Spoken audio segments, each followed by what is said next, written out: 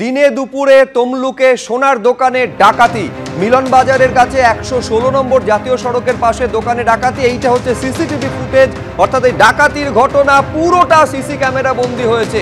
আগ্নেয়াস্ত্র ঠেকিয়ে দোকানে কয়েক লক্ষ টাকার গয়না লুট করা হয়েছে, পুরোটা দেখা যাচ্ছে সিসিটিভি ফুটেজে।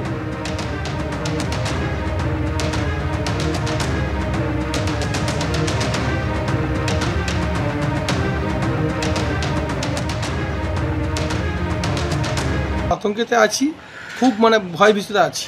যেখানে দিনের বেলা 10টার সময়, সকাল 10টায় চুরি হচ্ছে, তার আমরা কোথায় বাস করছি? এটা যদি পুলিশ ঠিকমতো তদন্ত করে চোর ধরা পড়বে, এবং এলাকার মধ্যে চোর, বাইরে কিছু চোর নয়।